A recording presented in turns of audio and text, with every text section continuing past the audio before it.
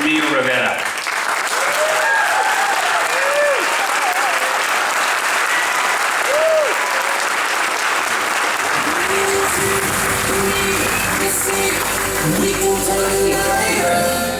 Okay, Emilio, you play a lot of tough guy roles. Yeah, man. I'll tell you. But I'm a nice guy in real life. I know you're a nice guy in real life. You're one of the nicest guys I know, Thank you, bro. bro. Thank Do you. you remember when we did Latino Logs back in the day? I'll never forget, brother. You know what I mean? Rick is, if you haven't seen Rick's work, you gotta watch his work. He's an amazing writer. And I played a guy named Slow Guy.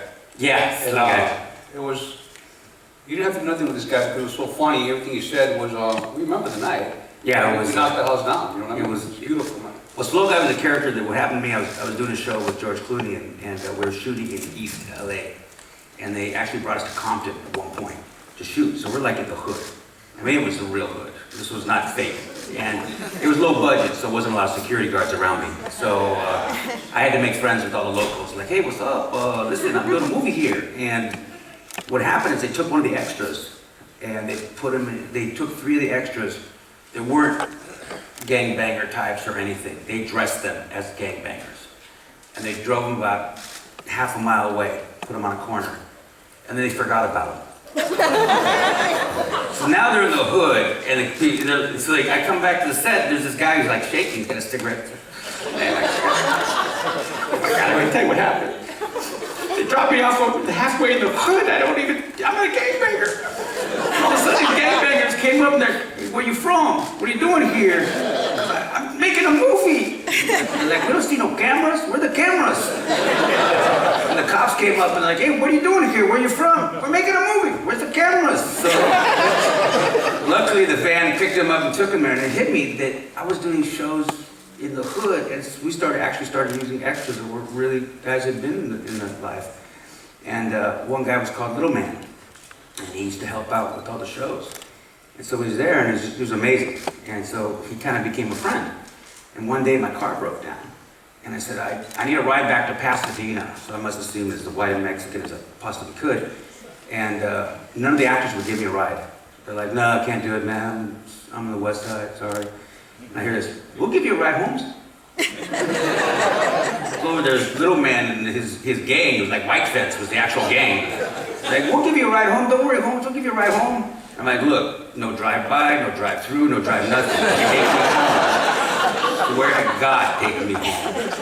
And it was a character I wanted to create because a lot of times in the industry you actually see people that did come from that life.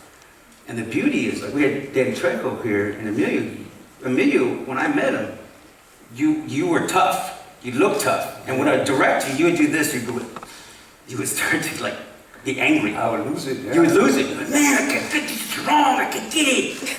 And I'd be like, let me tell you something. I'm okay, I'm Mexican, right?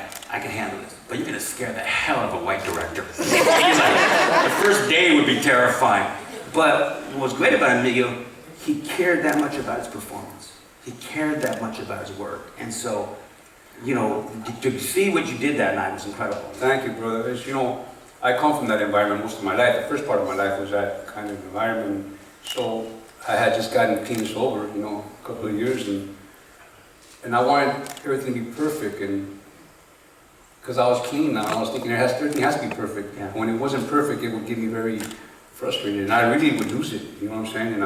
And he told me, bro, you can't be doing that, you know. But you know, on the flip side, I've been doing this for 24 years now, and I still do it. You know what I'm talking about? But on my own, you know, I go to my trailer and I'll do my thing, you know. Yeah. But it's just my way of preparing. You know what I'm talking about? But yeah, I remember that. But you told me such incredible stories because, I mean, why don't you tell them where you grew up? I grew in an area called Frogtown, which is by Dodger Stadium. And it was rough, man. You know, I lost 44 of my friends over the years through gang violence, you know. A couple of ODs, but mainly through shootouts and stuff, you know. And I was a big part of that, you know. I was the bad guy, you know. I went off the deep end, you know, towards the end, and I got clean sober, and I've always watched TV shows, you know. I love TV. And I would see actors trying to play guys like me, and they really sucked at it, you know what I mean? Yeah, I'm the one guilty of that, okay? It was...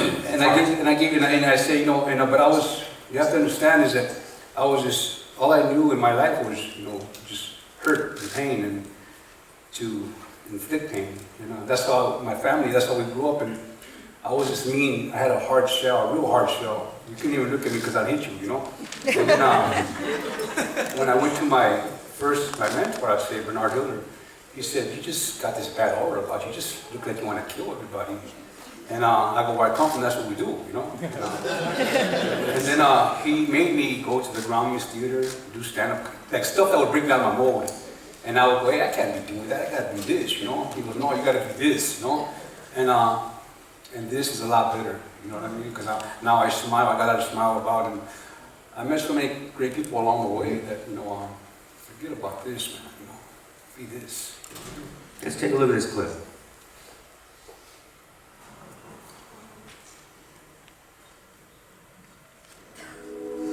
Change the subject.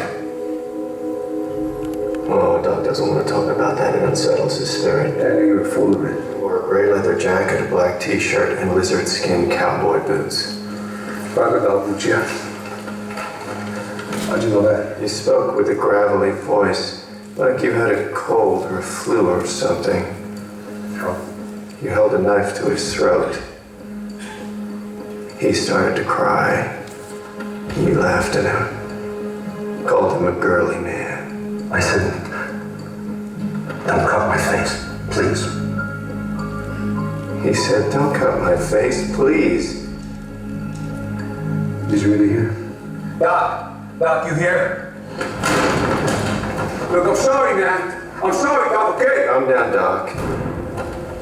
Tell us everything you know about Doc Green, extortion, car bombs. It's the only way to make it stop. Just get him out of here, okay? Just get him out of here. I will. You know what you have to do.